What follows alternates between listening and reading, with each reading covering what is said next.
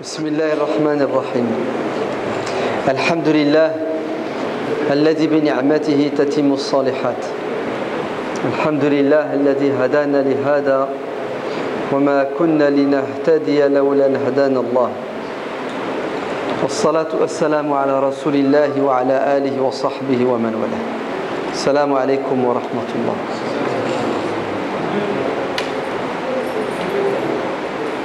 وما آتاكم الرسول فخذوه وما نهاكم عنه فانتهوا.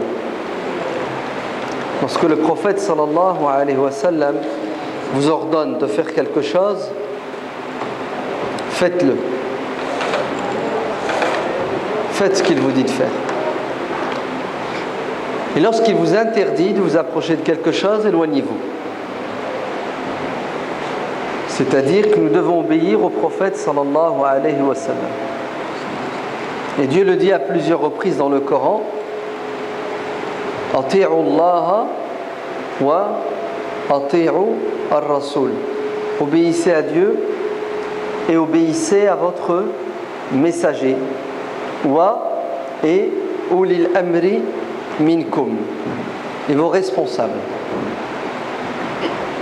Donc on doit obéir à trois types de personnes. Dieu, le prophète et... C'est qui le troisième ? Le responsable. Le chef. C'est ça ?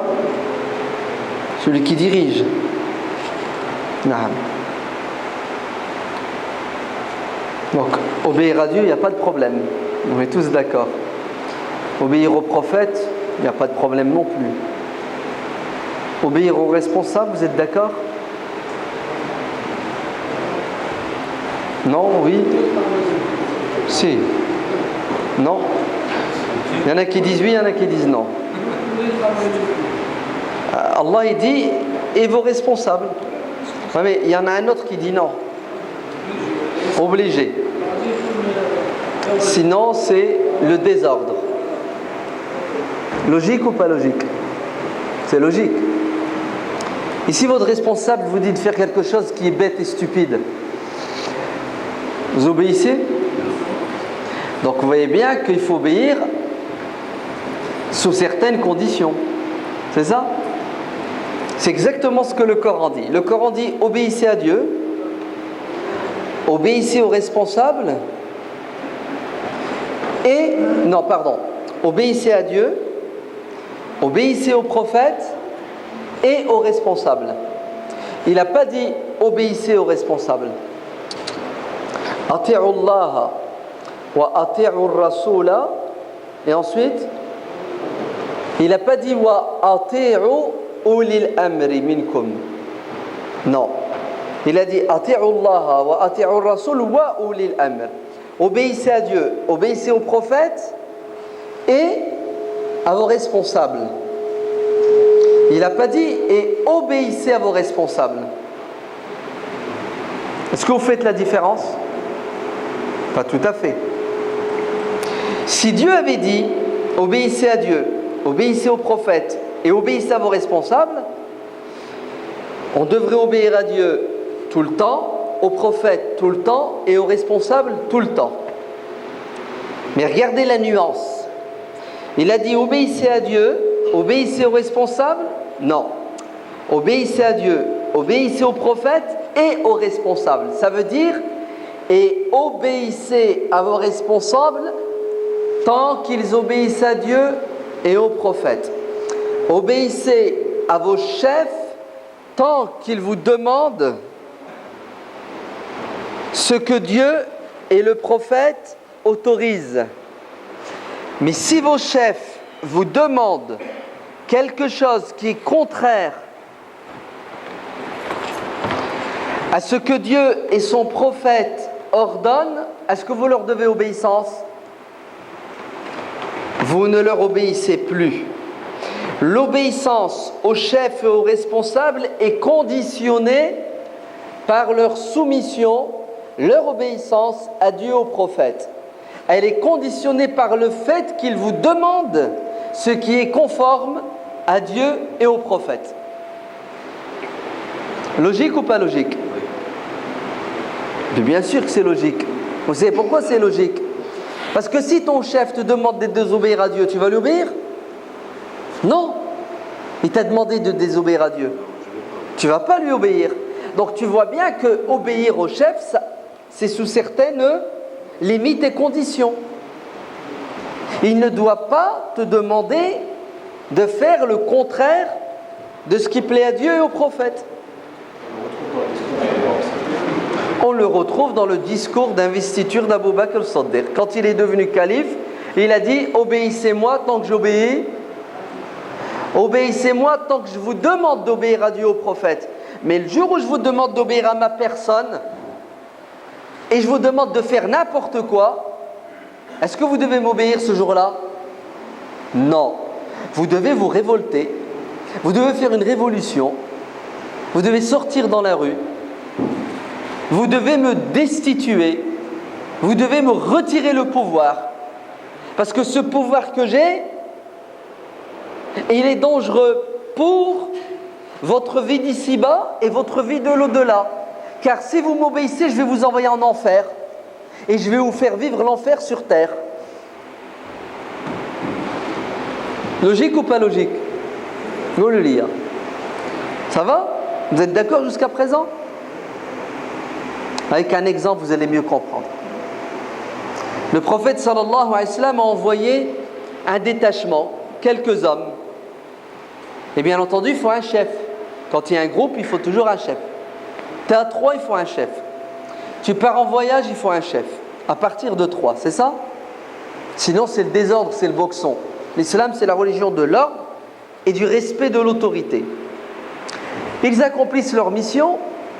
Au retour, dispute, ils se prennent la tête et le chef pète les plombs. Ouais, ça arrive. Hein. C'est parce que c'est un compagnon qui ne pète pas les plombs.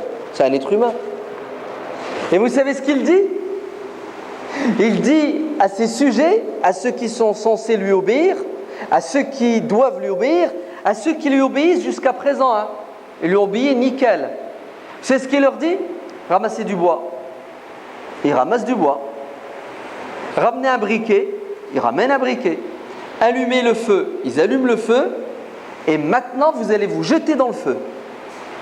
Allez, bismillah, on y va. Alors, ils font quoi? Ils se jettent dans le feu, oui ou non? Levez la main ceux qui disent oui, ils doivent obéir, ils se jettent dans le feu. Personne. Vous êtes bizarre, vous. Dieu, il a dit qu'il fallait obéir au chef. Le prophète, sallallahu alayhi wa sallam, a dit celui qui obéit à son chef, obéit à Dieu et obéit à ma personne. Celui qui désobéit à son chef, désobéit au prophète. Celui qui désobéit au prophète, désobéit à Dieu. Donc, il leur a donné un ordre. Ils doivent quoi? Ils doivent le faire. Ils doivent obéir. Donc, ils doivent se jeter dans le feu. Qui n'est pas d'accord? Baissez la main. Donc, les autres, vous êtes d'accord? Pourquoi vous n'avez pas levé la main? C'est bizarre, wallah. Quand je vous ai dit ils doivent lui obéir, il n'y a personne qui a dit oui. Quand j'ai dit le contraire, il y en a qui ont dit ils ne doivent pas obéir et les autres, vous allez me rendre fou. Alors, est-ce qu'ils doivent lui obéir et se jeter dans le feu? Levez la main ceux qui disent oui, ils doivent obéir et ils doivent mourir. Personne. Toi? Ils doivent lui obéir, ils doivent se jeter dans le feu, ils doivent mourir. C'est ça? Il a dit ouais. C'est son avis. 1 sur 100. On est d'accord? Bon, maintenant on va la faire à l'envers. Levez la main ceux qui disent ils doivent désobéir, ils doivent se révolter contre lui, ils doivent faire une manif, et ils doivent... Allez, levez la main ceux qui disent ça. Baissez. Il y en a qui disent rien. Je ne sais pas ce qu'ils veulent. Je ne sais pas c'est quoi la solution au milieu là. Ouais. C'est soit ils obéissent, ils crament, ou soit ils obéissent pas et ils s'en sauvent, ils s'en sortent. Comment? Vous savez ce qu'ils ont fait? Ils ne lui ont pas obéi. Et le plus jeune d'entre eux va prendre la parole. Le plus jeune d'entre eux va prendre la parole. Et qu'est-ce qu'il va lui dire? Il va lui dire, on s'est converti à l'islam pour ne pas aller en enfer, dans le feu. Et toi, tu nous demandes de nous jeter dans le feu? Wallah, quand t'obéis pas, t'es fou. Il te manque une case, toi. Ça, c'est moi qui le dis. Lui, il s'est arrêté à... On s'est converti pour éviter le feu, et toi, tu nous demandes de nous jeter dans le feu. Non. Ils ont refusé d'obéir. Ils sont rentrés à Médine. Le chef va se plaindre de ses soldats qui ne veulent pas obéir. Les soldats vont se plaindre du chef qui leur demande un ordre qui est insensé, illogique, bête, stupide, contre-productif, contraire au béaba de la religion qui a pour objectif de préserver notre intégrité physique, morale, financière. Alors le prophète va trancher. Et vous savez ce qu'il va dire? Il va dire aux soldats, si vous lui aviez obéi, si vous vous étiez jetés dans le feu, vous seriez en enfer jusqu'au jour de la résurrection. Innama ta'atu fil ma'ruf. On obéit tant que l'ordre est censé, tant que l'ordre va dans le sens du bien, de la justice, de la vérité.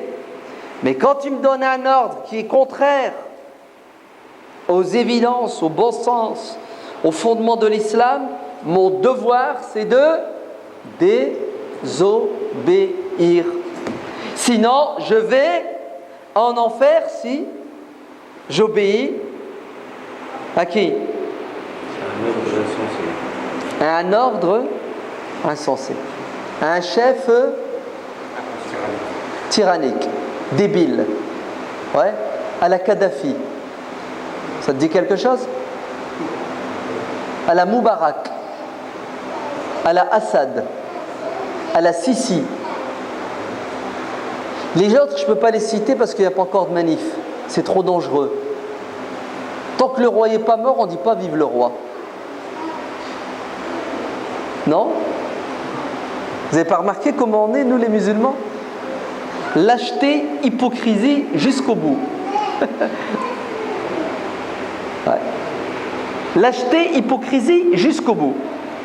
Tant qu'il dirige, il a le pouvoir, il a tous les pouvoirs, il ne faut pas se révolter. Il faut dire Amen, il faut obéir. Allah, il a dit on doit obéir au chef.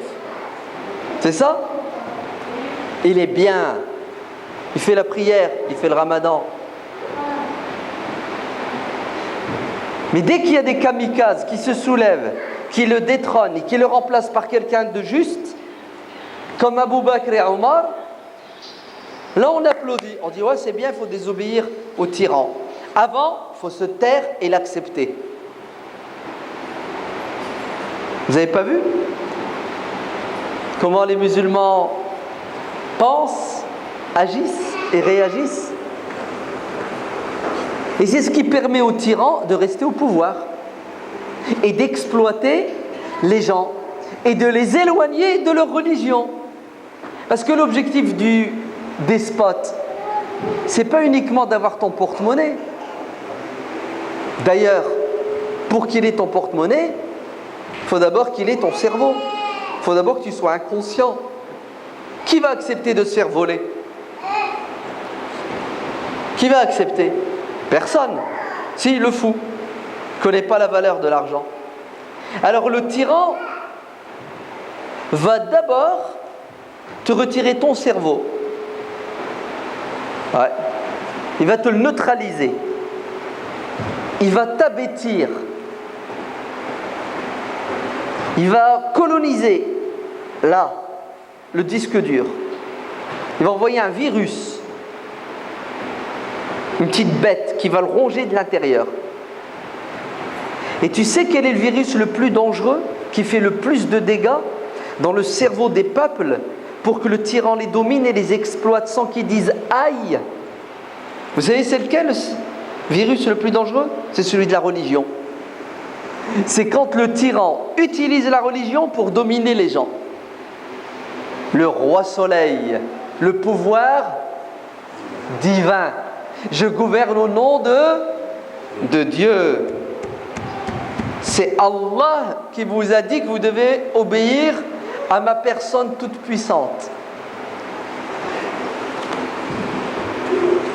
Et vous remarquerez que les pharaons, ils ont toujours à leur droite et à leur gauche, qui ça? Des religieux, pour asseoir leur pouvoir. Pour que les gens disent « Ah non, il est bien ce tyran, il est bien ce roi, ce président. » Vous savez pourquoi il est bien? Les imams sont avec lui. Le cheikh des imams est avec lui. S'il était mauvais, les imams seraient les premiers à le condamner. Non? Ça marche ou ça marche pas? Ouais. Comment? La religion, l'opium du peuple. La religion, l'opium du peuple, effectivement. La religion peut devenir l'opium du peuple quand elle est entre les mains de dealers qui s'appellent les faux imams, les pseudo-imams. Ouais. Kalladhi ataynahu ayatina fansalakha minha. C'est écrit dans le Coran, la sourate Al-A'raf. Dieu nous raconte l'histoire d'un imam, d'un savant. Allah lui a donné la science, il lui a donné le Coran. Avant, c'était pas le Coran, et c'est comme le Coran. Alladhi ataynahu ayatina. Allah lui a donné al-ilm. Il y a des mufassirun, des exégètes qui disent qu'il avait le nom de Dieu, Ismullah al-A'dam. Quand tu implores Dieu avec ce nom-là, tu as ce que tu veux sur place, autant de fois que tu veux, quand tu veux, comme tu veux. Nickel, le mec il est au top. Au-dessus c'est le soleil. Vous savez ce qu'il a fait cet homme? Vous savez ce qu'il a fait ce cheikh? Vous savez ce qu'il a fait ce savant? Fansalakha minha. Les serpents ils font quoi? Ils font ce qu'on appelle la mue. Vous savez, ils enlèvent leur peau. Il la laisse, il s'en va. Ouais. Le boucher fait quoi quand il a un mouton? Il le dépece, c'est ça? Et il enlève la peau. Tu ne reconnais plus. Tu ne sais pas si c'est une chèvre ou un mouton ou un chien. Il a perdu sa peau. Le Coran dit que cet homme, ce savant, ce cheikh, vous savez ce qu'il a fait? In salakha. C'est-à-dire qu'il a pris la religion, il s'en est débarrassé comme on retire la peau d'un mouton. Tu ne peux plus la remettre, tu ne peux plus mettre de la colle, recoller la peau du mouton. Elle est enlevée à vie. Lui, il s'est débarrassé de la religion pour toujours. Vous savez pourquoi il s'est débarrassé de la religion?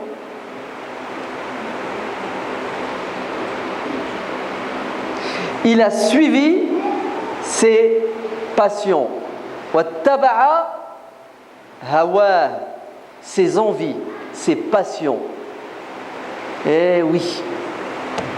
La religion, il l'a mise de côté. La raison, l'intelligence, il les a mises de côté. Et il a laissé exprimer les plaisirs, l'envie. Comment faire pour jouir au maximum sur terre? Il a vendu son âme au diable. Et il est devenu, dit le Coran, فَمَثَلُهُ كَمَثَلِ. Il ressemble à un... Alors, à quel animal il ressemble? Al-Kalb, le chien. Allah dit il ressemble à un chien. Vous avez entendu ce que je viens de dire? Non, vous ne l'avez pas entendu. Allah a traité ce savant qui a vendu son âme au diable de chien.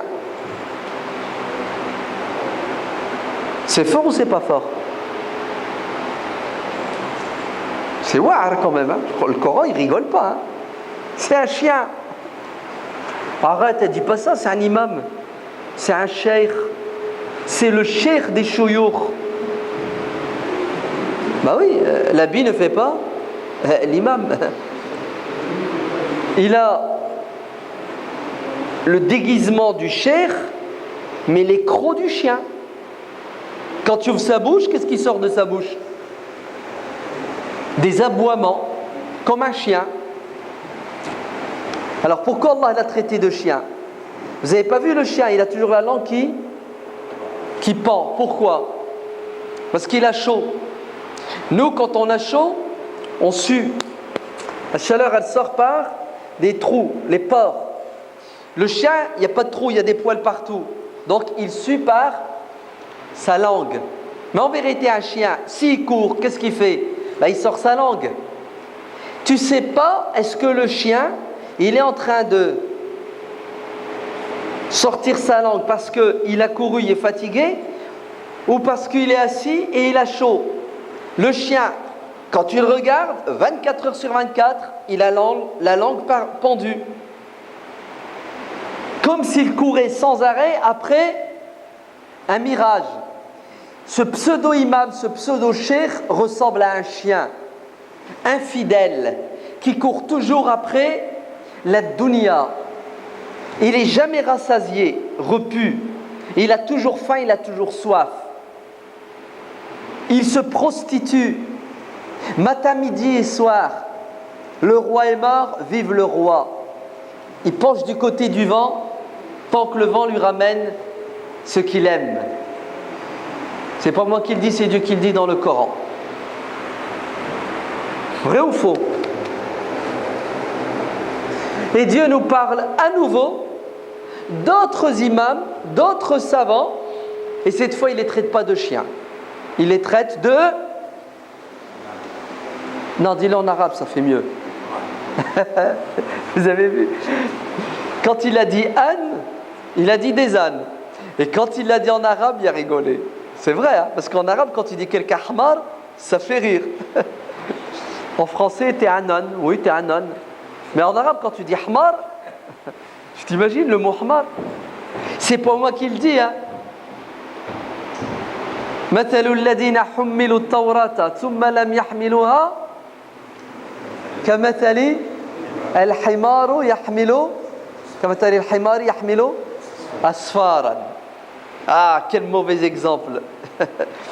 C'est-à-dire, des imams qui connaissent le Coran, qui connaissent la religion, mais qui ne la mettent pas en pratique, ressemblent à des ânes qui portent des livres. Est-ce que l'âne qui porte sur lui un dictionnaire, ça fait de lui un écrivain? Il reste toujours ahmar. Il a beau avoir sur lui une clé USB de 400 gigas, 1000 gigas, 1 milliard de gigas. L'habit ne fait pas l'imam, ni le savant. Vous avez vu? Qu'est-ce que notre religion nous dit? En vérité, c'est ce qu'elle nous dit. Faites attention à deux types de personnes, ceux qui dirigent et ceux qui ont le savoir. Ceux qui ont le pouvoir politique et ceux qui ont le pouvoir religieux. Parce que ces deux, généralement, ils dealent ensemble.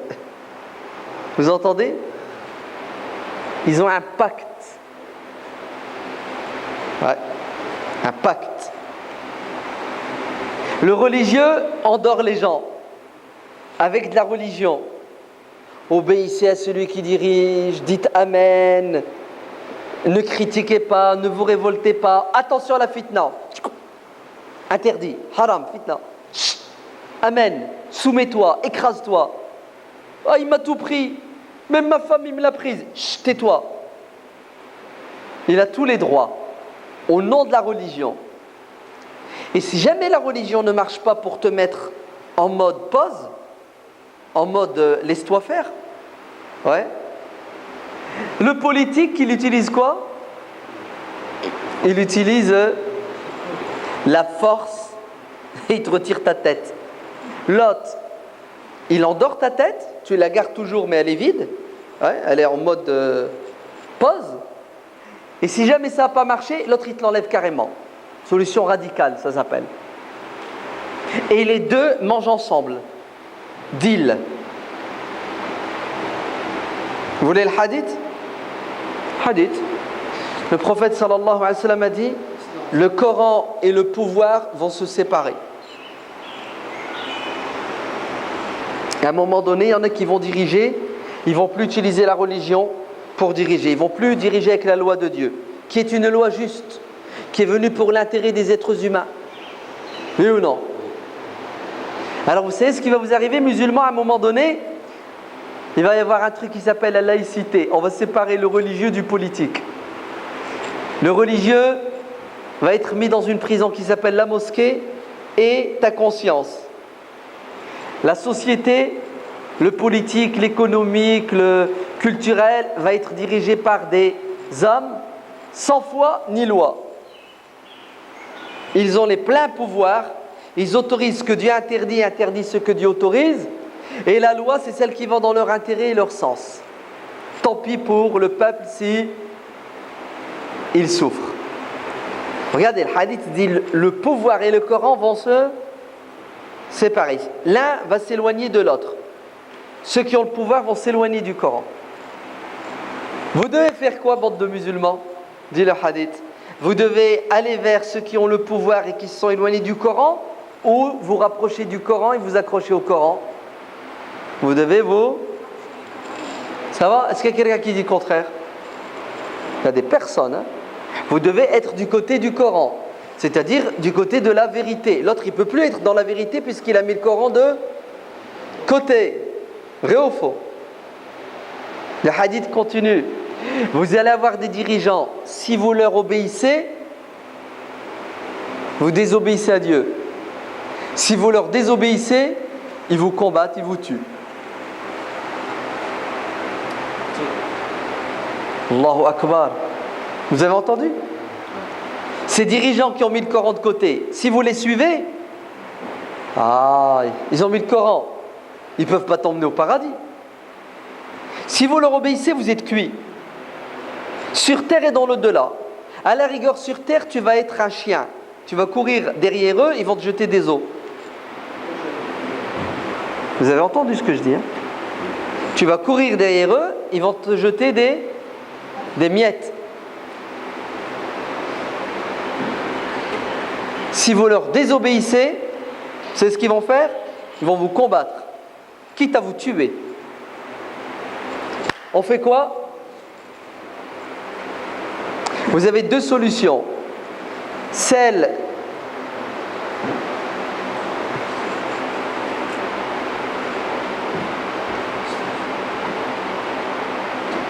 je vais le dire, hein.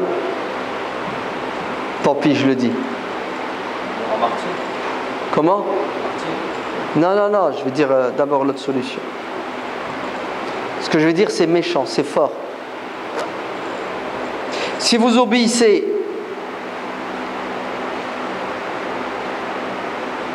non, je ne vais pas le dire. Parce que ça va être coupé, ils vont faire un montage, ils vont faire une mise en garde. Alors comment je vais le dire? Si vous obéissez aux pseudo-savants qui vous disent d'obéir à celui qui désobéit à Dieu, vous allez vous transformer en chien et en âne. Vous savez la vérité, mais vous n'en voulez pas parce que vous allez perdre des intérêts. Alors vous allez courir derrière eux comme un chien pour avoir des os, et vous allez vivre comme un animal, un esclave. Si vous leur désobéissez, vous avez deux choix, deux résultats. Soit vous êtes martyr, ils vous tuent, vous allez au paradis et vous serez avec Hamza ibn Abd al-Muttalib. Ou soit vous allez avoir le dessus sur eux, vous allez gagner, et à ce moment-là, vous aurez le paradis sur terre et le paradis dans l'au-delà. Le paradis sur terre parce que vous allez être soumis au Coran et non plus au bon vouloir d'un tyran. Donc vous allez vivre dans une société où il y aura de la justice et de la miséricorde. C'est le paradis sur terre. Et après vous serez récompensé par Dieu au paradis puisque vous aurez appliqué sa religion. Vous me suivez ou vous ne me suivez pas? Vous me suivez, hein? Ça va? Vous comprenez ce qui se passe en Égypte maintenant? Vous avez compris ce qui se passe en Égypte? Non, vous n'avez pas compris? Si vous avez compris? Après tout ce que je viens de dire, qui n'a pas compris? C'est rien, on va expliquer, n'ayez pas peur. Hein. Ouais. On n'est pas en Égypte. On peut parler. Oui?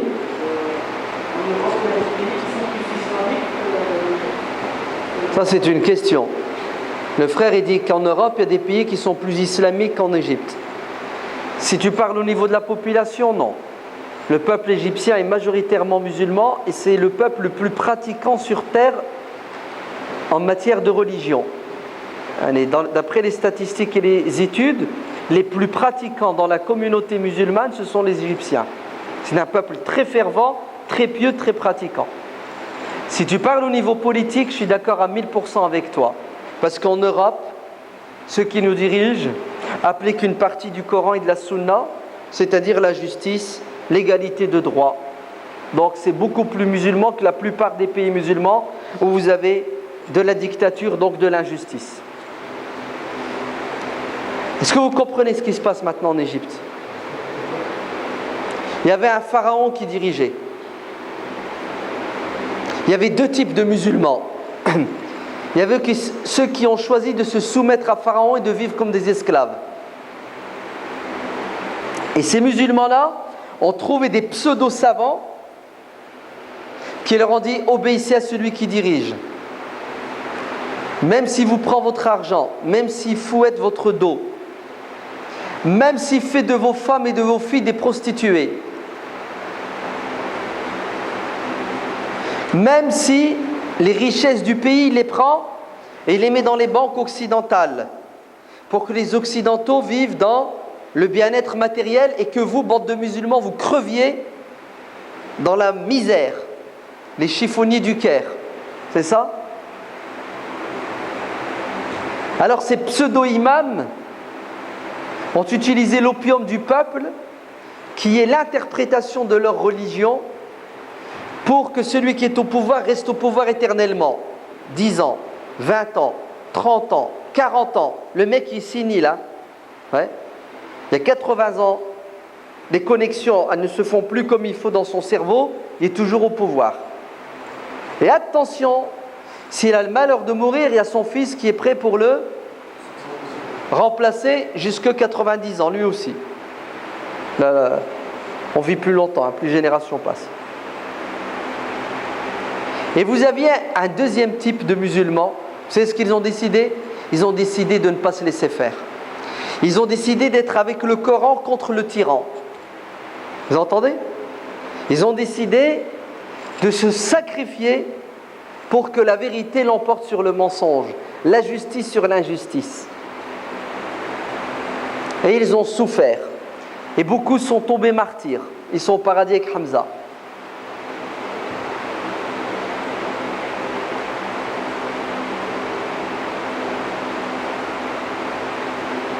Hassan al-Banna, rahimahullah, il fait un rêve. Vous savez qui c'est qu'il a vu dans son rêve? Omar ibn al-Khattab, radiyallahu anhu. C'est ce qu'il lui a dit? Tu vas venir manger chez nous ce soir au paradis. T'inquiète. Ce soir, le repas, c'est chez nous au paradis. C'est moi, Omar. On t'attend. Abu Bakr, le prophète, sallallahu alayhi wa sallam, et les sahaba. Il se réveille, il raconte ça à sa famille. Vous savez ce qu'ils lui ont dit? Ne sors pas. Ils vont te tuer. C'est clair. Déjà, ils cherchent à te tuer depuis un bout de temps. Ils t'ont retiré ton pistolet. Ils t'ont retiré tes gardes du corps. Ils ont mis tout le monde en prison sauf toi. Ils veulent ta peau. Et en plus, tu viens de rêver. Le prophète t'a invité au paradis. Non, sors pas s'il te plaît, ils vont te tuer. Vous savez ce qu'il a dit? Écoutez bien ce qu'il leur a dit. Il leur a dit, Dieu dit dans le Coran, Aynama takunu yudrikkumul mautu walau kuntum fi burujin mushayyadatin où que tu sois, la mort viendra te prendre, même si tu es dans une forteresse bien gardée. C'est ce que ça veut dire? Ça veut dire, c'est écrit que je dois mourir, je vais mourir. Même si je reste dans ma maison, si elle est blindée, il n'y a personne qui rentre, ben je vais mourir quand même. Parce que l'ange de la mort, tu ne l'arrêtes pas avec ton blindage. Oui ou non? Et si Allah a dit que je devais mourir le samedi à 14h30, je meurs ou je ne meurs pas? Je meurs. La yasta'khiruna sa'atan wala yastaqdimun. Tu ne peux pas repousser ni avancer l'heure de ta mort d'une seconde. Et il est sorti de chez lui. Et il est parti à un rendez-vous. Et il est sorti du rendez-vous. Et ils lui ont tiré dessus. Et ils l'ont tué. Et il est décédé. Non, astaghfirullah, il n'est pas mort. Il est martyr. C'est pas la même chose. وَلَا تَقُولُوا لِمَنْ يُقْتَلُوا فِي سَبِيلِ اللَّهِ أَمْوَاتٍ بَلْ أَحْيَاء. Ils sont vivants, les martyrs, ils ne sont pas morts. Vous n'avez pas le droit de dire qu'ils sont morts. Dieu dit dans le Coran, ils sont vivants, ils sont au paradis, ils sont en train de boire et de manger. Hassan Ben est tombé martyr le 12 février 1949. Son élève, Saïd Qutb, même chose. C'est ce qu'il lui dit. On va te tuer. Nasser, à Moscou, à côté de Khrouchtchev, il annonce l'exécution, non, la condamnation à mort de 6 musulmans. Non, astaghfirullah, pas 6 musulmans. Astaghfirullah. 6 musulmans engagés. Astaghfirullah. 6 musulmans engagés qui toute leur vie l'ont sacrifié pour l'islam, pour le Coran. Parmi eux, des savants musulmans. Parmi eux, Saïd Qutb qui a expliqué le Coran d'une des plus belles manières au XXe siècle. Ouais. Saïd Qutb, on lui a dit, écoute, on va te tuer. Il a dit, vous n'allez rien tuer. C'est Allah qui donne la vie et la mort. Vous êtes malade. Si la vie et la mort étaient entre vos mains, je vous adorerais au lieu d'adorer Dieu. Ouais. Si c'était vous qui donnez la mort, Wallah, je vous adore. Comme ça, vous ne donnez pas la mort. Vous me donnez la vie. Ça va pas, non? On est musulmans, on a une aqida qui nous dit que Huwa yuhyi wa yumit. C'est pas toi qui donne la mort et la vie, c'est Dieu. Écoute, on va faire un deal. Tu renies tout, tu craches sur le Coran, tu craches sur l'islam et tu deviens ministre de l'enseignement et de la culture. De la prison à quoi? Au poste de ministre. Entre les deux, il y a des millions et la notoriété. C'est ce qu'il leur a dit. Il leur a dit, ce doigt, l'index, qui dans la prière se rabaisse devant la grandeur de Dieu, ne va pas se soumettre devant la petitesse des tyrans. Ça va pas, non? Vous voulez que je vende l'au-delà pour la dunya? Vous voulez que je courbe les chines? Vous voulez que ma peau, je la... Vous voulez que je me débarrasse de ma religion comme on débarrasse un mouton qu'on a égorgé de sa toison? Allah, égorgez-moi, mais je ne change pas de couleur. Le matin, il se réveille. Ses 2 sœurs qui sont en prison avec lui viennent lui dire adieu.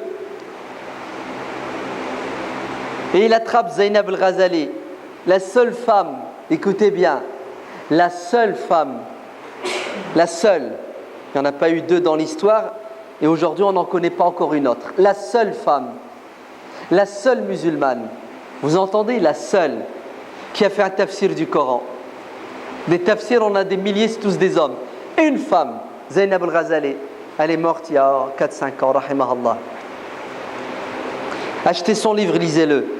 Quelques jours de ma vie. Elle raconte les prisons, ce qu'elle a vécu, ce qu'ont vécu les musulmans dans les prisons en Égypte, les tortures et les souffrances.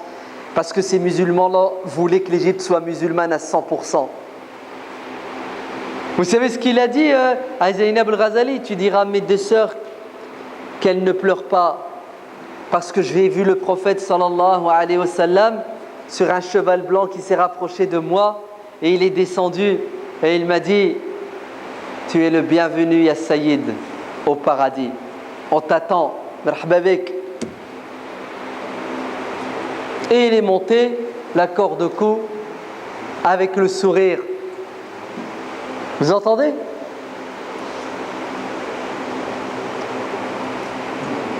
Alors vous avez deux types de personnes. Ceux qui ont décidé d'être avec le Coran et de combattre le tyran. Certains sont martyrs, d'autres sont encore vivants. وَمَا بَدَّلُوا تَبْدِيلًا مِنَ الْمُؤْمِنِينَ رِجَالٌ صَدَقُوا مَا عَاهَدُوا اللَّهَ عَلَيْهِ فَمِنْهُمْ مَنْ قَضَى نَحْبَهُ وَمِنْهُمْ مَنْ يَنْتَظِرُ وَمَا بَدَّلُوا تَبْدِيلًا. Parmi les croyants, vous avez des hommes. Vous avez entendu? Des hommes, rijal, qui ont une parole, qui vont jusqu'au bout, qui n'ont peur de rien, qui ne tournent pas leur veste. Vous entendez? Rijal. Certains sont martyrs, d'autres attendent leur tour, ne sont pas encore morts. Est-ce qu'ils vont être martyrs ou non? Il n'y a qu'Allah qui le sait. Mais en tout cas, on est sûr que les deux n'ont pas fait volte-face. Que ce soit sous la pression morale du tyran qui veut leur donner de l'argent pour les acheter. Vous entendez? Ou physique qui leur fait peur en les menaçant: je vais vous buter. Vous savez ce qu'ils lui ont dit? Ils lui ont dit: ça ne marche pas avec nous. Faqdi ma anta qadin innama taqdi hadihi al-hayatu ad-dunya, hadihi al-hayat ad-dunya. Vous vous souvenez les magiciens de Moïse, de Pharaon? Pharaon, il a dit: venez, bande de magiciens, vous allez me faire un truc pour prouver que Moïse est un magicien et que vous êtes plus fort que lui.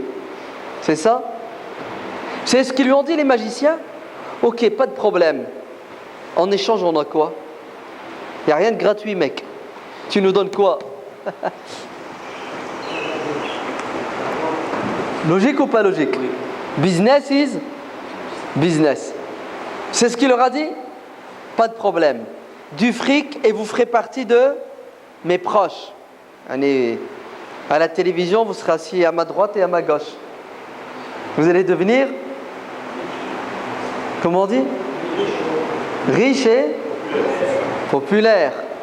Hein, vous avez vu? L'argent et la gloire. L'argent et le pouvoir. Ils ont dit: ok, on accepte le deal, c'est ce qu'on veut. Le jour J, Moussa dit aux magiciens: allez-y, commencez, faites votre tour de magie, les premiers. Ils ont fait leur truc.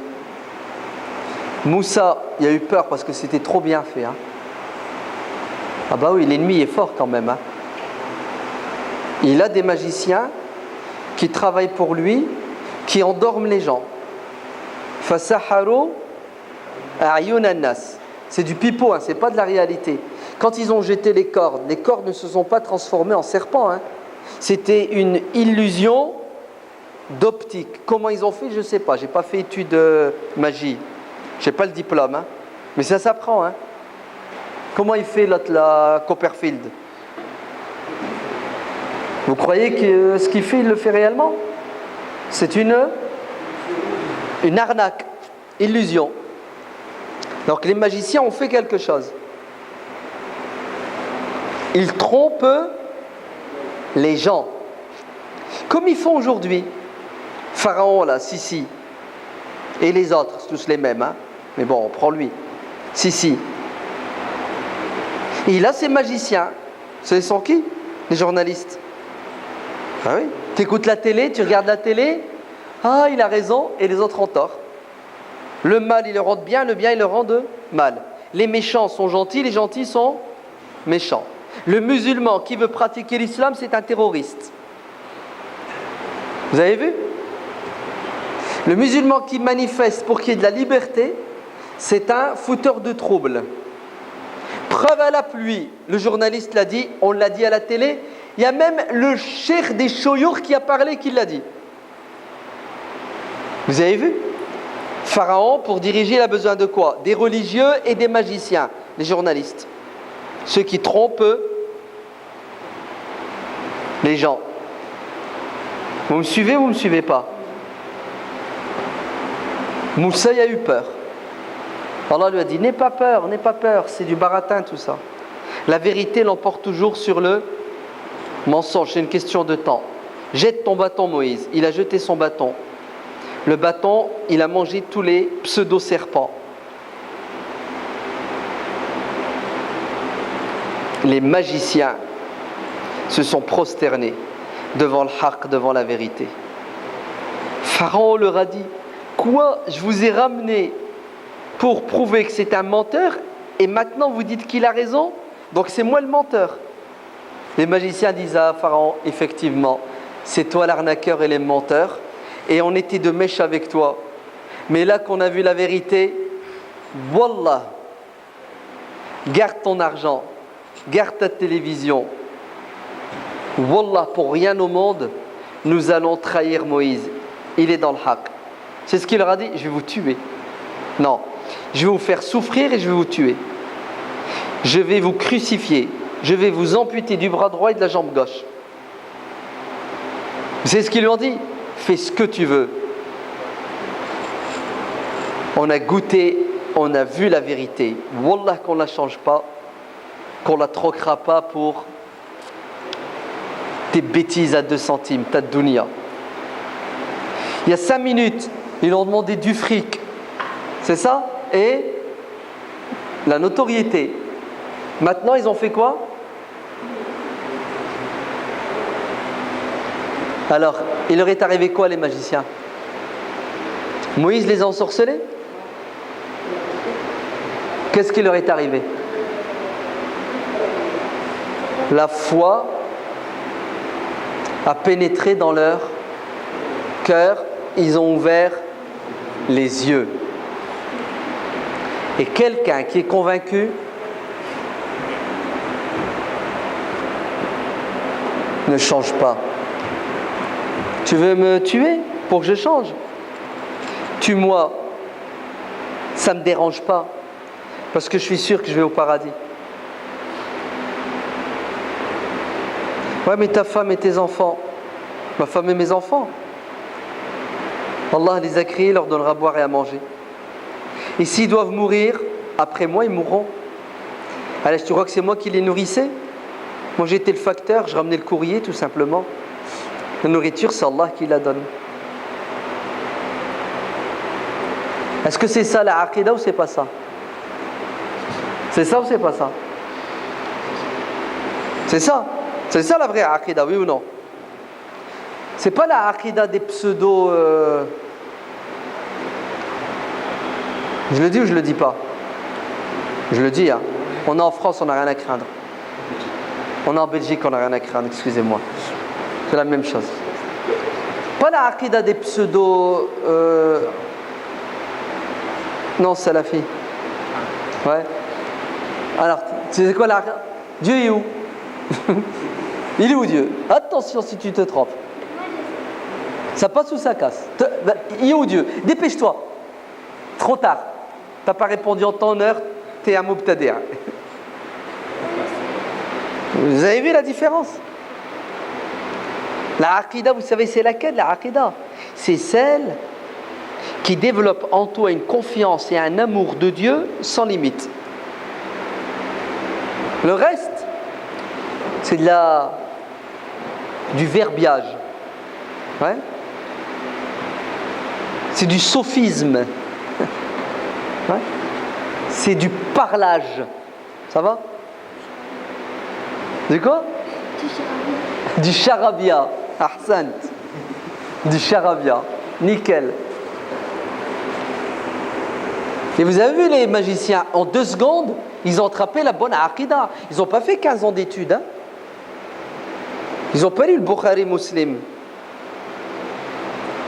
Demande aux magiciens Dieu est où, les sifat, tawhid rububiyya, tawhid uluhiyya, tawhid asma sifat. Ils ne connaissent pas tout ça, les magiciens. En 2 secondes, ils ont compris et ils sont martyrs et ils ont leur place au paradis. Hein?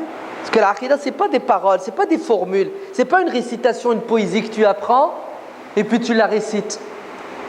Ouais, des notions philosophiques. Tu sais quoi l'aqida? C'est là. C'est quelque chose qui pénètre dans ton cœur et qui fait de toi quelqu'un qui ne voit que Dieu. Tout le reste, c'est secondaire. C'est ça la aqida. C'est celle de l'Izz ibn Abd Salam, sultan al-ulama. Quand Ibn Toloun, qui était le dirigeant en Égypte, un peu dictateur, quand il a fait un défilé le 14 juillet, et il arrive devant la mosquée de l'Izz ibn Abd Salam, c'est ce qu'il a fait, l'Izz, il est sorti de la mosquée. Il a arrêté le défilé, il a attrapé Ibn Toloun qui était sur son cheval. Il attrape les brides du cheval. Et il l'arrête. Vous entendez? Et c'est ce qu'il lui dit, Taqillah, crains Dieu. Il lui dit pourquoi? Il lui a dit, tu es le chef, le responsable, et dans tel quartier, il y a des boîtes de nuit, dans tel quartier, il y a des dealers, dans tel quartier, il y a des voyous de la racaille, tu es responsable de tout ça. Il a dit, oh, je ne savais pas. Il lui dit, tu ne sais pas, ça ne marche pas comme réponse avec Dieu. Tu es responsable, tu dois assumer. Et il lui a dit ces 4 vérités. Ensuite, il est retourné dans sa mosquée. Vous savez, ses élèves, qu'est-ce qu'ils lui ont dit? Ils lui ont dit, maître, vous n'avez pas peur de lui? Vous n'avez pas eu peur de lui? C'est Ibn Toloun. Il coupe les têtes des gens. Il dit, Wallah, quand je l'ai vu, je me suis imaginé Dieu dans sa toute-puissance. Et je l'ai vu comme un chat, un chaton. Alors, qu'est-ce que vous en pensez? Vous avez vu les vrais savants? Vous avez vu les vrais savants? Vous avez vu les vrais croyants? Vas-y, tire. Si je dois mourir, je vais mourir. Et si tu me tires dessus, je meurs, je suis au paradis. Qui c'est qui est capable de faire ça? Goulouliya, billahi alaykoum. Qui est capable de faire ça? Quelqu'un qui croit sincèrement au paradis. Il y a un rigolo. Vous savez ce qu'il a dit? Un rigolo, je suis gentil, hein? Dieu ne l'appelle pas comme ça dans le Coran. Mais un rigolo. Il a dit, c'est bien fait pour eux, les manifestants en Égypte qui se font tirer dessus pendant qu'ils sont en train de prier. Comme ça, il a dit. Bien fait pour eux. Vous savez pourquoi c'est bien fait pour eux? Ben, ils l'ont cherché. Ils ont pris le pouvoir via les manifestations. Ils l'ont perdu à cause des manifestations. Ils se révoltent contre celui qui dirige. C'est ce que mérite ceux qui se révoltent contre le dirigeant. Un injuste châtié par quelqu'un de plus injuste. Espèce de rigolo, va. Ce que tu sais pas, c'est que ces gens-là qui sont sur le terrain, qui se prennent des balles, si ce n'étaient pas des gens sincères, ben ils resteraient chez eux. Ils s'occuperaient de leurs femmes et de leurs enfants, au lieu de mourir. Parmi les morts, vous avez des médecins, des profs à la fac. Ce ne sont pas des ratés de la société qui crèvent de faim. Ce sont la crème de la société, l'élite de la société. C'est la crème, l'élite. Ils n'ont pas de problème de loyer, problème de médicaments. Non, ce sont des musulmans qui sont au top dans tous les domaines, dans la dunya et le din. Et ils vont et ils se sacrifient pour les petites gens, pour les pauvres. Ils se sacrifient pour que le Coran dirige l'Égypte. Ils se sacrifient pour que l'islam soit appliqué, car l'islam est synonyme de justice. Et toi, tu les traites d'égarés. Tu les traites de musulmans qui cherchent le pouvoir. Ben, celui qui cherche pas le pouvoir, celui qui cherche le pouvoir, il ne meurt pas. Il fait tout pour rester vivant. Il attend que la tempête passe et il sort, il prend le pouvoir. Il ne s'en va pas devant ses bourreaux puis il leur dit « Tirez, moi je ne vous tirerai pas dessus ». Il se cache. Ou bien il prend les armes et tire sur celui qui veut lui tirer dessus. Logique ou pas logique? Alors, choisissez votre camp. Allah yabarak fikoum. Choisissez votre camp. Et tenez votre langue. Le prophète sallallahu alayhi wa sallam a dit que Dieu a dit dans le hadith Qudsi Man aada liya waliyan faqad quoi? Celui qui fait la guerre, celui qui combat un de mes serviteurs pieux me déclare la guerre à moi, Dieu. Vous entendez? 2 fois, Dieu déclare la guerre. Dieu déclare la guerre à 2 types de personnes. Il n'y a pas 3 ni 4, 2. Une fois dans le Coran, une fois dans le Hadith Qudsi. Dans le Coran, dit فَأْذَنُوا بِحَرْبٍ مِّنَ اللَّهِ وَرَسُولِهِ. Les banquiers, les usuriers, les suceurs de sang là. Ouais? D'accord? Allah leur déclare la guerre. Et la deuxième racaille à qui Dieu déclare la guerre, c'est celui qui s'attaque à un musulman qui est pieux, qui craint Allah. Comme ces gens qui faisaient la prière de Subh le matin, en plein Ramadan, et on leur tire dessus. Vous savez pourquoi on leur tire dessus? Parce qu'ils disent, on est musulman, on veut être dirigé par le Coran. On ne veut pas être dirigé par le communisme, socialisme, matérialisme, sionisme, libéralisme. Allez, aidez-moi. Il y en a des ismes. On veut une chose, vous savez quoi? On veut l'islam. Et c'est normal, ils sont musulmans. Pourquoi vous voulez qu'ils soient soumis à autre chose que l'islam? C'est logique. Nous, on est des communistes, on veut être dirigés par le communisme. On est laïcs, on veut être dirigés par le laïcisme. Ils sont des musulmans, ils veulent être dirigés par l'islam. C'est logique. Non. Vous êtes des musulmans, on ne va pas vous laisser jouir de ce plaisir spirituel de vivre dans une société régie par le code musulman. Vous allez être musulman et vous allez vivre l'enfer sur terre. On va vous imposer un système qui va faire que tous les jours vous allez galérer. Vous avez compris? Alors, quand Dieu dans le Coran dit obéissez aux prophètes, obéissez à Dieu, obéissez aux prophètes et à ceux qui vous dirigent, il faut obéir à Abu Bakr et à Omar. C'est ça? Mais il ne faut pas obéir à Pharaon et à Sisi.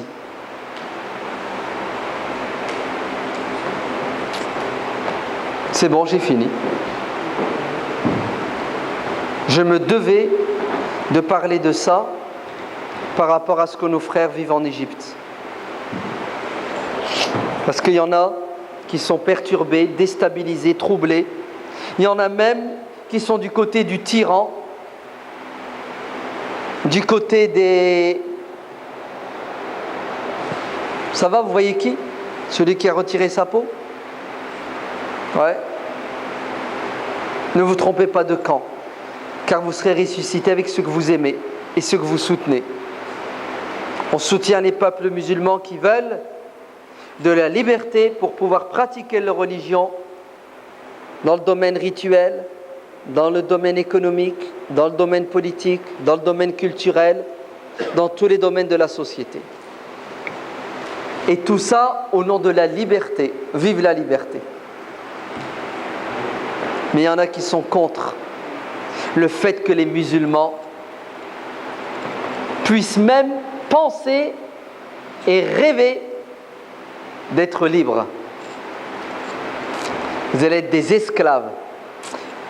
Et on va vous écraser et on va vous massacrer. Mais ils sont trop forts. Fais ce que tu as à faire. Tu ne me fais pas peur. Pas de remarques, pas de questions, pas de critiques. Je vous en prie.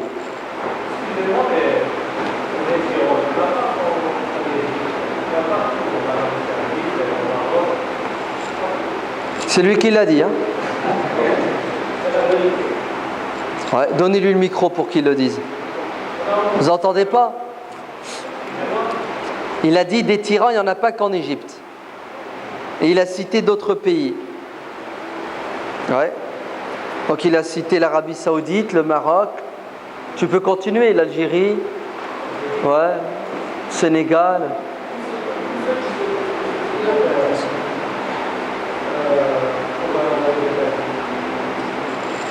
C'est lui qui l'a dit, hein. C'est pas moi. Moi, j'ai rien dit. Il a dit quoi? Tu veux encore que je le répète? À la fin, il vaut mieux pas que tu le saches. Ah, il est fou. C'est un magicien. Il veut finir avec une jambe coupée et un bras coupé. Ouais. C'est ça qu'ils veulent. Ils veulent nous faire taire. Ils veulent nous faire peur si bien que on ne peut pas dire la vérité. On ne peut même pas dire Allahumma inna hada munkar. Ya Allah, c'est une injustice. Eh oui. Et c'est comme ça qu'on a été éduqués, hein, par nos parents, par nos imams. Chut, les murs ont des oreilles. Faut pas faire de politique. Oh, attention, tu as fait de la politique? Arrêtez-le, il a fait de la politique. Vous savez pourquoi? Pour qu'on reste éternellement des esclaves soumis. Comme ça, Pharaon, il jouit.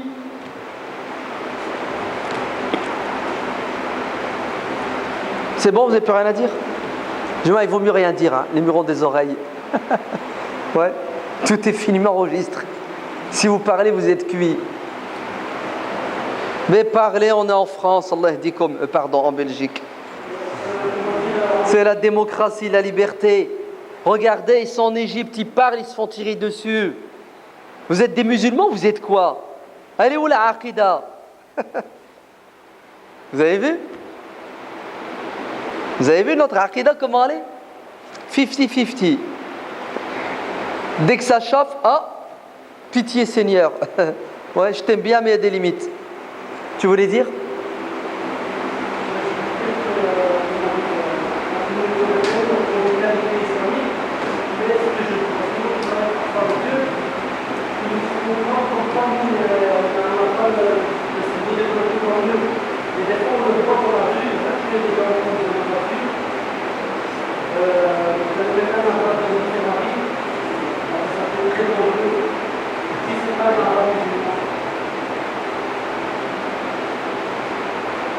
Tu veux que je te dise la vérité?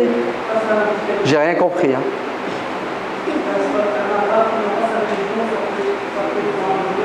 Ah, d'accord.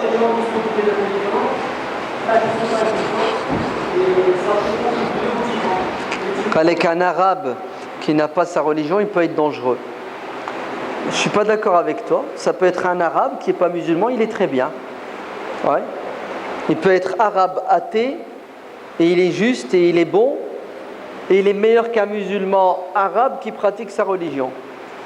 Le bien n'a pas de couleur, n'a pas de nationalité, il n'a pas de religion. Ouais.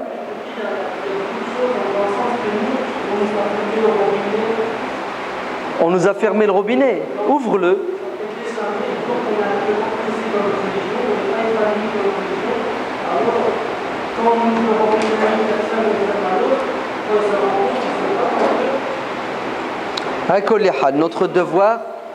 Notre devoir en tant que musulmans avertis, c'est d'avertir les autres. C'est d'aider les autres à mieux comprendre. Et tout cela se fait à travers le dialogue, hein, à travers l'échange. Voilà. Parle, explique. Les gens, ils ne sont pas bêtes. Allah nous a doués d'intelligence, nous a dotés d'un cerveau, d'une intelligence, on est capable de comprendre. Parler, expliquer. Ouais. C'est bon? Il n'y a plus rien à dire? Oui? Qu'est-ce qu'on peut faire en fait pour pour les musulmans égyptiens, en tant que musulmans ici à l'Occident? Très bonne question. Qu'est-ce qu'on peut faire, par exemple, pour nos frères musulmans en Égypte? Déjà, les soutenir. Ne pas les condamner, comme certains le font. D'accord? Les soutenir moralement, psychologiquement, spirituellement avec des doigts. Les soutenir dans une assemblée. Ouais. Si nous, occidentaux, musulmans, on avait du poids et du pouvoir, on aurait fait pression sur nos gouvernements pour qu'ils fassent pression à l'ONU et ils auraient condamné le coup d'État et ils n'auraient pas soutenu les pharaons. Parce que s'il y a eu un coup d'État en Égypte, c'est parce que l'Occident est derrière. Donc le fait qu'en tant que musulmans occidentaux, nous n'ayons pas de poids intellectuel, économique et politique, ça a un impact direct sur nos frères musulmans qui se font écraser parce qu'on est incapable de les soutenir et de les défendre. Tous ces appels de l'ONU pour faire le président Morsi, qu'est-ce que c'est de la poudre aux yeux? Les appels de l'ONU pour que le président Morsi soit libéré, c'est de la poudre aux yeux. C'est pire que de la poudre aux yeux, c'est de l'acide aux yeux. Ouais, c'est du foutage de gueule puissance 1000. Si tu veux faire une étude sur l'hypocrisie, va à l'ONU. Tu auras l'hypocrisie dans sa laideur et les hypocrites dans leur splendeur. L'ONU, c'est l'instance hypocrite par excellence. Ouais. C'est-à-dire que ce n'est pas un coup d'État, parce que si on l'appelle un coup d'État, on va devoir arrêter les subventions et les aides de l'Égypte, et l'Égypte en a besoin. Donc ce n'est pas un coup d'État. C'est un coup d'État, mais ce n'est pas un coup d'État. Non, ce n'est pas un coup d'État. C'est un coup d'État. Non, ce n'est pas un coup d'État. Tu vois, foutage de gueule. C'est digne d'un enfant de crèche. Foutage de gueule. C'est l'ONU qui est derrière le coup d'État. Parce que l'ONU, c'est les États-Unis. Ce sont les États-Unis. Ah, c'est lui qui l'a dit. C'est pas moi, c'est lui. C'est toi, hein? C'est pas moi. Oui. Faire une révolution, jusqu'à quel degré on peut se révolter face à un dictateur? Par exemple, comme en Syrie, qui t'apprend les armes. Naam. Est-ce que c'est légitime par la voie de droit? Le frère est dit, est-ce que c'est légitime de prendre les armes contre un dictateur comme en Syrie? Pendant 1 heure, j'ai expliqué la légitimité des révolutions. Il est clair et net qu'en Syrie, ils se sont révoltés contre la dictature sans prendre les armes. C'était une révolution pacifique qui avait pour objectif de rappeler à l'ordre le dictateur en lui imposant de faire des élections libres et démocratiques pour que le peuple, vacciné, majeur et conscient, choisisse ses dirigeants. Chose qui ne s'est jamais faite dans ce pays-là depuis 50 ans. Réaction du dictateur, boum, boum, boum. Donc ils se font tirer dessus pendant 1 mois, 6 mois, 1 an. À la fin, ils ont pris les armes parce que c'était une question de légitime défense. Tout simplement. Il n'y a aucune révolution qui s'est faite dans la violence de la part du peuple. La violence lui a été imposée par le pharaon, le dictateur. Parce que le pharaon, il n'est pas bête. Il sait très bien que s'il y a des élections libres, il perd le pouvoir. Donc, il ne faut pas qu'il y ait de liberté. Tout simplement. Donc, bien sûr que c'est... En Égypte, alors, tu sais comment je vais te répondre? Ils sont mieux placés que toi et moi pour savoir ce qu'ils doivent faire. Tout simplement. Ouais. On n'a pas de leçon à leur donner. Si nos frères ont pris les armes en Syrie, c'est qu'ils ont estimé que c'était la meilleure des solutions. Si en Égypte, ils ne prennent pas les armes, c'est parce qu'ils pensent que c'est la meilleure et nous respectons et nous sommes derrière eux. Parce qu'ils ont tous les paramètres pour prendre la meilleure des décisions. Parfois, c'est les armes, comme en Libye. Et en Libye, ils ont accepté l'aide de l'OTAN qui est hypocrite, qui ne les a pas aidés pour la liberté, l'égalité, la fraternité, mais pour pomper encore plus les richesses de Libye, comme il les pompait avant, pendant Kadhafi. Ouais. Parce que certains qui disent « Oh non, Kadhafi c'est un bon, il résistait à l'Occident. » Nul. T'es nul. Tu connais rien de la Libye, encore moins de Kadhafi. L'Occident a toujours pompé le pétrole libyen. Vous entendez? L'Occident, il a toujours 10 coups d'avance. Comme il sait très bien que Kadhafi va tomber un jour ou l'autre, ben il vaut mieux qu'ils participent à sa chute et garder leurs intérêts. Et le peuple libyen, il a pesé le pour et le contre. S'il doit mettre à genoux le fou de Kadhafi, ça va lui coûter la moitié de la population. Parce que l'autre, c'est un fou.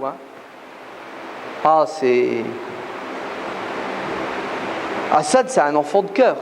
C'est un chaton par rapport à Kadhafi. Ouais. Donc, le peuple libyen n'avait pas le choix, si ce n'est que d'appeler au secours le diable. Contre un diable beaucoup plus grand, beaucoup plus puissant.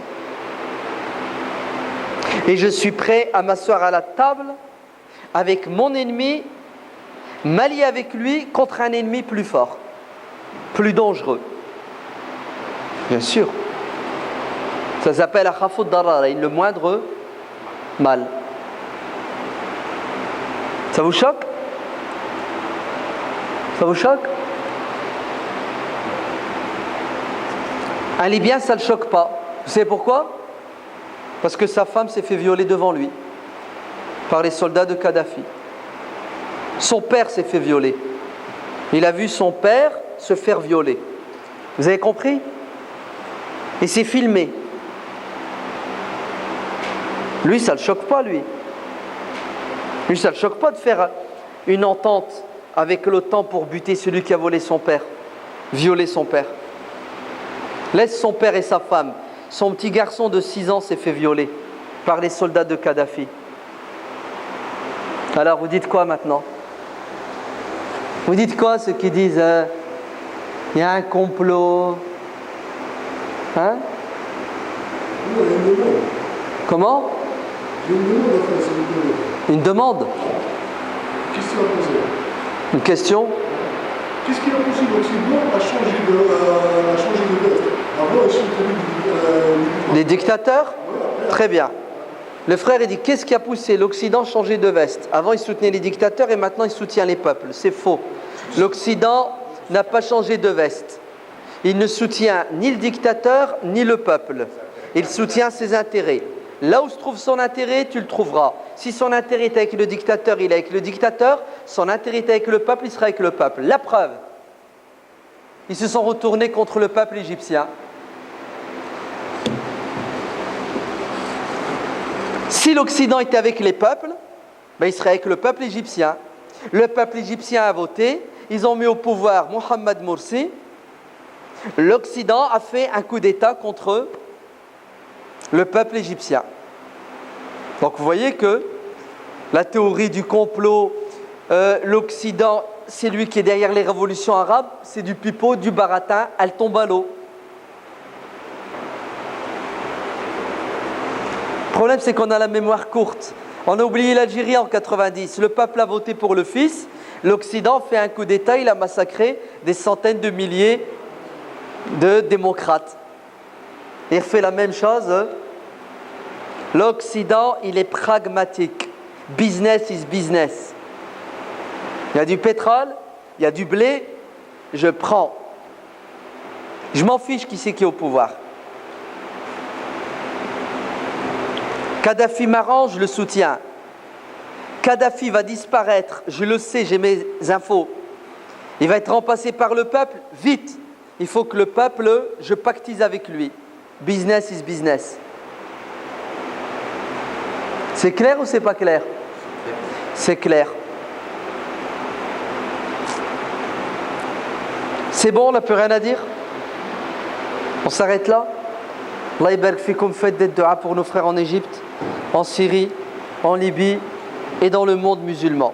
Non, astaghfirullah. Faites des du'a pour tous les pauvres sur terre.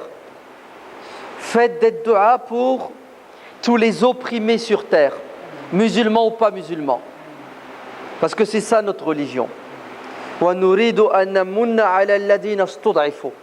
Allah envoie ses prophètes pour être du côté des petits, des petites gens, pour les aider à sortir de la misère dans laquelle ils sont plongés. ربنا آتنا في الدنيا حسنة وفي الآخرة حسنة وقنا عذاب النار سبحان ربك رب العزة عما يصفون والسلام على المرسلين والحمد لله رب العالمين والسلام عليكم ورحمة الله